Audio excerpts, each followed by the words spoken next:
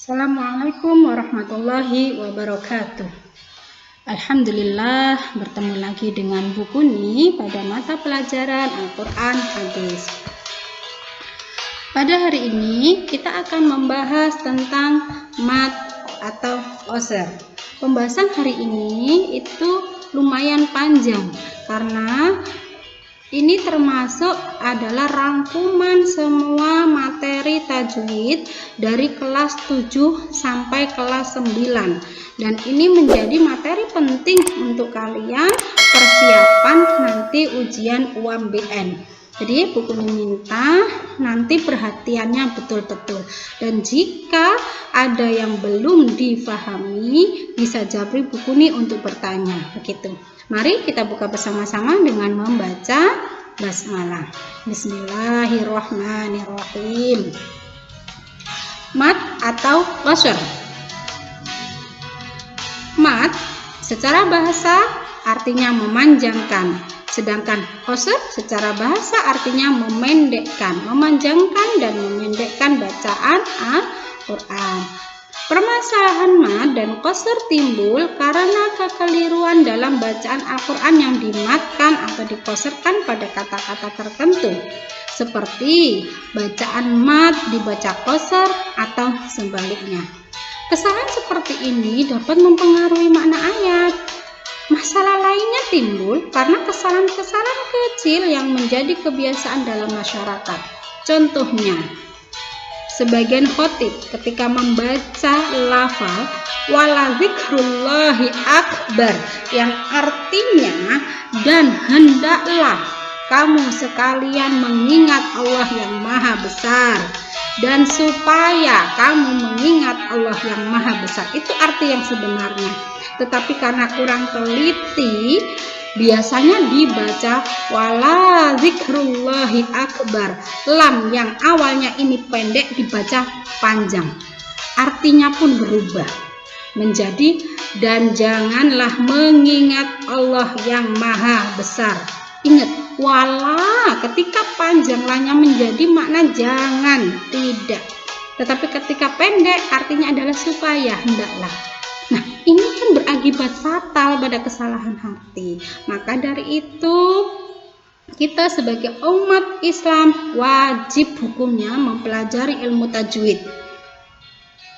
Untuk apa? Untuk menghindari kesalahan-kesalahan seperti ini. Begitu. Jadi, buku ini minta nanti benar-benar untuk serius memperhatikan materi. Kita lanjut sekarang pada hukum bacaan mad. Seperti tadi sudah saya jelaskan, mad itu artinya memanjangkan dan menambah. Sedangkan menurut istilah yakni memanjangkan suara huruf mad. Huruf madnya itu ada berapa sih? Huruf mad itu ada 3. Satu yaitu alif jatuh setelah harokat fathah. Ini ciri-cirinya ya. Yang kedua ya sukun jatuh setelah kasroh dan wawu sukun jatuh setelah dhammah. Nah, mad ini itu dibagi menjadi 2. 1 mad asli, 2 mad far'i. Ingat, mad dibagi menjadi 2, 1 mad asli, 2 mad far'i. Mad asli sendiri dibagi menjadi 6. 1 mad tabi'i. Mad tabi'i itu mengikuti ini huruf aslinya, yakni alif jatuh setelah fathah, ya sukun jatuh setelah kasroh, wawu sukun jatuh setelah dhammah. Contohnya wa mahum.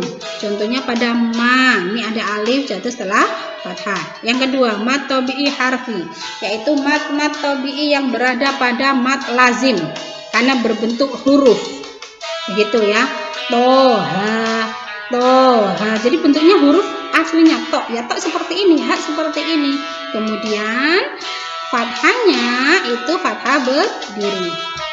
Yang ketiga mad iwad. Mad iwad yaitu apabila ada tanwin pada akhir ayat dan dibaca waqaf, itu mad iwad. Baswiron, tulisan aslinya baswiron, tetapi karena berada pada akhir ayat ya kita bacanya baswiro. Tanwinnya dirubah menjadi fathah panjang. Yang keempat mad tamkin. Mad tamkin adalah mad yang terjadi apabila ada 2 ya berkumpul menjadi satu kalimat. Ya pertama itu bertasydid dan ya kedua itu bersukun.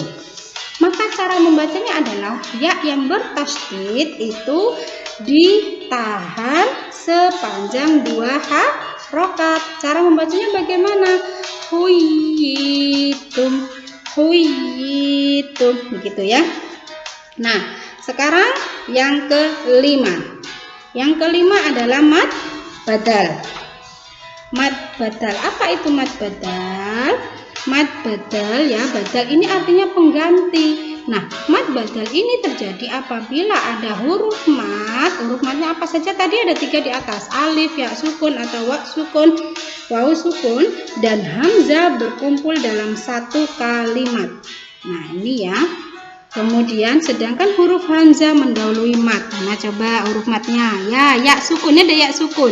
Kemudian ada huruf hamzah dalam satu kalimat dan hamzahnya ini itu mendahului, berarti sebelum ya sukun, begitu ya. Nah, maka ini disebut dengan mad badal. Nanti bacanya jadi panjang. Begitu. Berikutnya yang keenam yakni mad silah qasiro. Mad silah qasiro ini itu adalah hak domir. Ciri-cirinya ada hak domirnya. Hak domir ini sebelum dan sesudahnya tidak ada huruf yang sukun, artinya huruf hidup. Kemudian setelah hak domir tidak ada, di sini tidak ada alif atau hamzah, maka mad silah qasiro. Kamu kalau ada alif nanti mad silah apa, Bu? Nanti di mad far'i saya jelaskan. Nah, cara membacanya ini nanti 2 harokat. Innahu kana, innahu kana. Jangan terlalu panjang. Misalnya kamu kok baca pengen panjang sekali kan mad. Innahu kana, salah. Ya, ingat. Jadi baca sesuai dengan porsinya. Kalau 2 harokat baca 2 harokat. Sekarang mad far'i. Mad far'i ini ada 10. 1. Mad wajib mutasil, mad jaiz munfasil. Sama syaratnya yaitu mad tabi'i bertemu dengan hamzah. Ini ada mad tabi'i. Ulaika, lanya itu mad tabi'i. Kemudian bima unzila, manya juga mad tabi'i. Nah, yang membedakan apa? Kalau mad wajib mutasil, mad tabi'i bertemu hamzahnya itu dalam satu kalimat. Sedangkan mad jaiz munfasil itu mad tabi'i bertemu hamzahnya beda kalimat atau di luar kalimat, begitu ya. Jadi ini kan beda kalimat. Bima unzila, bimanya satu kalimat, unzilanya satu kalimat. Tetapi kalau ulaika ini satu kalimat. Itu yang membedakan. Ini materi kelas 7. Sekarang yang ketiga, mad silah tawilah. Ada kaitannya dengan mad silah qasiro. Ya, perhatikan, sama-sama ada hak domir. Kemudian sama-sama huruf sebelum dan sesudahnya itu hidup. Akan tetapi perbedaannya adalah setelah hak domir ada huruf alif. Inilah yang membedakan tawilah dan qasiro ya. Maka mad silah tawilah ini harus dibaca panjang. Dibaca panjangnya berapa? 2,5 alif atau 5 harokat. Nah, ini baru kamu boleh baca panjang. Bihi azwaja, bihi azwaja. Nah, janya bukan jan tapi jaya, ini mad.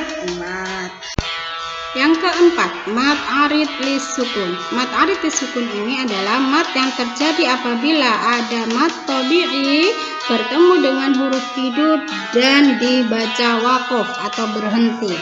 Nah, mad tabi'i di sini fa, zi, dan ku ini bertemu dengan huruf hidup semuanya pada akhir ayat.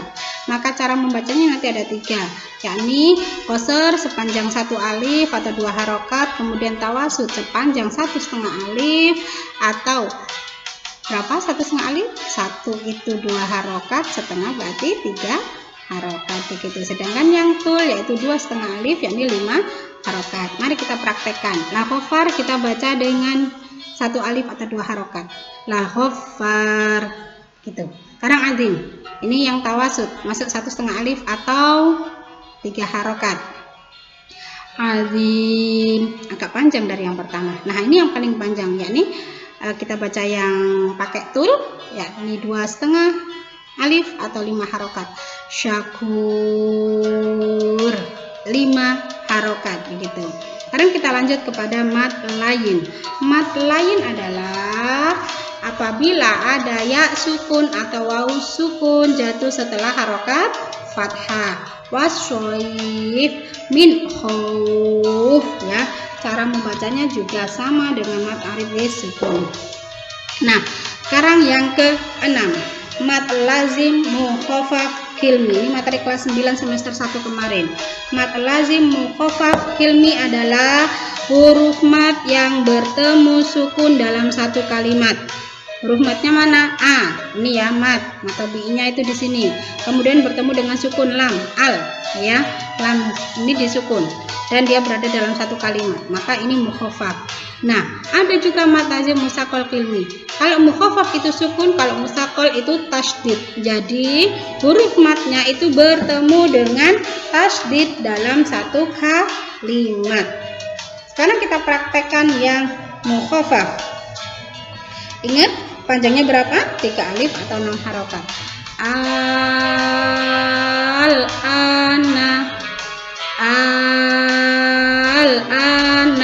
Sekarang mat lazim musaqal hilmi wala tahabbuna.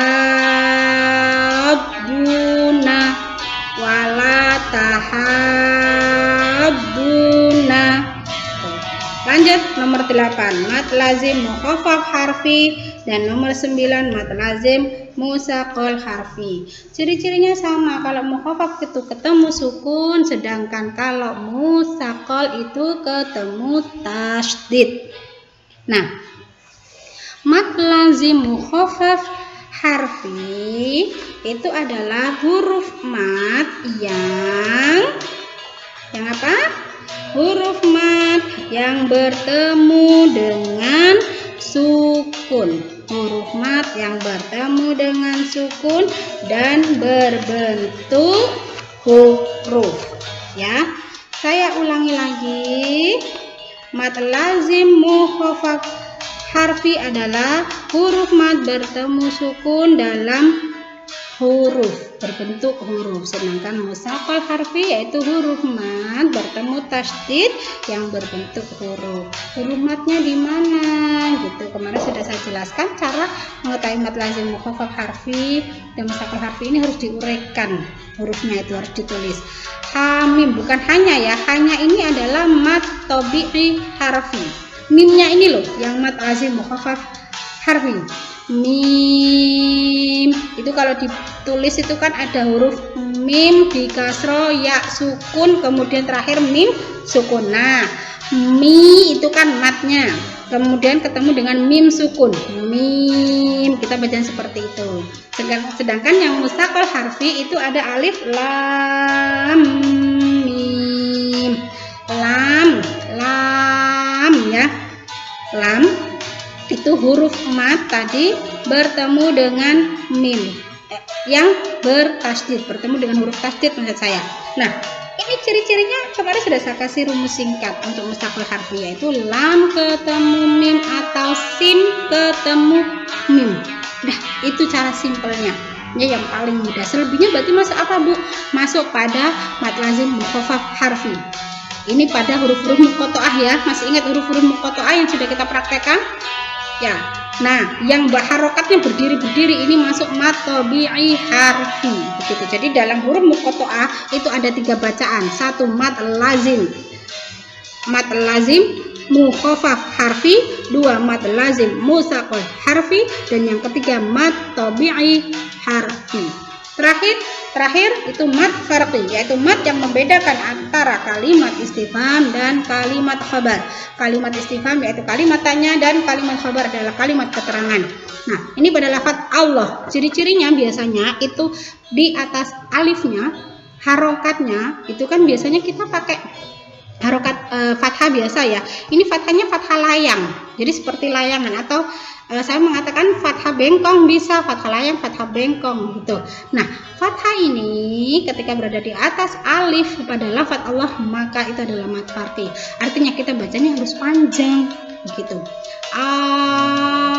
Allahu, jangan Allah, bukan, salah ya, tapi Allahu, Allahu. Allahu. Kalimat tanyanya mana? Kalimat istifhamnya A-nya. Gitu. A, apakah? Allah. Allah itu Allah. Apakah Allah? Karena apa? Ini kata aslinya adalah ada dua hamzah di situ. Allah tulisan aslinya. Tetapi dalam kaidah bahasa Arab itu dua huruf yang sama tidak boleh bertemu. Maka hamzah yang kedua dileburkan pada hamzah yang pertama dan harokatnya kemudian dijadikan satu menjadi fathah yang panjang tadi. Begitu. Bisa dipahami ya? Sekarang kita lanjut pada bacaan panjang bacaan mad. Seperti sudah saya jelaskan, panjangnya itu ada 3, 1 qasr, 2 tawasud, 3 tul. Qasr 1 alif, tawasud 1,5 alif, dan tul 2,5 harokat. Atau qasr 2 ketukan atau harokat, tawasud 3 ketukan atau 3 harokat, dan tul itu 5 ketukan atau 5 harokat. Begitu. Ada yang juga 3 alif, tul itu ya 3 alif itu 6 ketukan. Nah, sekarang bacaan qasr. Bacaan qasr sendiri itu artinya memendekkan bacaan Al-Quran yang semula dipanjangkan. Dan ini dibagi menjadi dua anak-anak. 1 sofrun mustadir dan 2 sofrun mustatil. Sofrun mustadir itu ciri-cirinya tanda lingkaran di atas hurufnya itu berbentuk benar-benar bulat. Gitu ya. Nah, sedangkan yang sofrun mustatil lingkarannya tadi itu tanda oval seperti bentuk telur. Nah, ketika kita mendapati ada huruf yang di atasnya ada lingkarannya seperti itu, maka meskipun secara tulisan itu panjang, maka kita tetap bacanya harus pendek. Ingat itu rumusnya adalah ada tanda lingkaran, satu bulat, satu oval. Begitu. Nah, sekarang yang berbentuk lingkaran, benar-benar lingkaran berbentuk bulat itu pada Quran surah Al-Kahfi ayat 23. Tulisannya li sya'in, tetapi kita bacanya li syai'in. Quran surah Yusuf ayat 87 tulisannya tai asu, layai asu, panjang ya-nya taknya, tetapi bacanya pendek. Tai asu, layai asu, begitu. Yang ketiga Quran surah Al-A'raf ayat 103, kemudian Yunus 75, Hud 97, Al-Mu'minun 46, Al-Qasas 32, Zuhruf 46, Yunus 88 itu pada kata wa malaihi. Wa malaihi ini panjang tulisannya. Di sini kemudian dibaca pendek wa malaihi, bacanya begitu. Sedangkan pada Quran surah Ad-Dahr ayat 4 ada tulisan salah sila, panjang tulisannya tetapi bacanya pendek salah sila. Kita kemudian terakhir masuk pada sofrun mustatil yang berbentuk oval. Nah, ini cara bacanya ada dua ya anak-anak ya. Jadi bisa dibaca waqaf, bisa dibaca panjang, bisa dibaca pendek. Baca panjang ketika waqaf, artinya ketika berhenti, kita berhenti entah itu ambil nafas atau memang benar-benar di akhir ayat, maka dibaca panjang. Tetapi ketika wasol yakni dibaca terus gitu, maka kita bacanya harus pendek. Contoh pada Quran surah Al-Kafirun itu ada kata ana panjang ya, wala ana abidum ma'abattum, ada wala ana tulisannya begitu ya, ananya panjang tapi bacanya kita panjang enggak? Tidak, karena kita wasol dilanjutkan maka pendek wala ana gitu. Tapi kalau kita berhenti ambil nafas atau apa maka harus dipanjangkan. Begitu caranya. Begitu juga pada Quran surah Al-Kahfi, lakinna ketika waqaf dibaca panjang tetap lakinna, tetapi ketika wasol dibaca pendek lakinna. Quran surah Ad-Dahr ayat 15, qawariro. Ketika waqaf dibaca qawariro, ketika wasol dibaca pendek qawariro. Qawariro. Artinya panjang, tadi saya salah ucap. Qawariro, begitu ya. Kemudian Quran surah Al-Ahzab ayat 10, adununa, panjang. Ketika kita waqaf berhenti bacanya tetap panjang adununa, tetapi ketika wasol maka bacanya pendek adununa. Nanya ini loh, karena di atas huruf-huruf ini tadi kan ada lingkaran-lingkarannya yang berbentuk oval. Jadi perlu kita ketahui tidak semua bacaan qasar pun itu dalam Al-Quran memiliki tanda lingkaran, baik itu yang berbentuk bulat maupun oval. Tapi masih banyak lagi bacaan qasar dalam Al-Quran sebagaimana yang digunakan Imam Hafiz yang tidak ada tandanya. Nah, ini penting nanti kalian memberi tanda pada Al-Quran kalian masing-masing ya, pada ayat-ayat yang ada di sini ini. Kalian beri tanda, dilingkari katanya. Jadi lafalnya itu kalian lingkari biar kalian paham, kemudian dikasih tulisan entah dengan bolpen atau dengan pensil baca pendek begitu, biar tidak salah, karena kalau salah nanti maka akan mempengaruhi pada artinya gitu ya. Nih saya baca sekilas Quran surah Al-An'am ayat 34 ada tertulis min nabain, panjang, bacanya pendek, min nabain. Kemudian Al-An'am ayat 39 yasya'illah, tulisannya panjang, bacanya pendek, yasya'illah gitu. Al-A'raf ayat 145 saurikum, bacanya saurikum. Punya ini loh ya, tulisannya kan panjang tapi di situ tidak ada tanda lingkarannya gitu. Jadi biar kalian tidak salah, kalian kasih tanda sendiri dalam Al-Quran. Pada Quran surat At-Taubah ayat 47 atau ayat 47 itu ada kata wala auda'u gitu ya, ini baca pendek wala auda'u.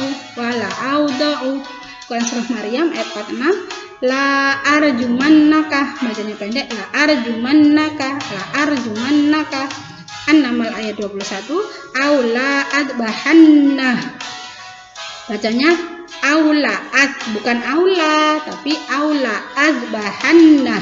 Asy-Syafat ayat 67 kata yang tertulis panjang la ilal jahim, la bacanya panjang di situ tapi bacanya kita pendek la ilal jahim.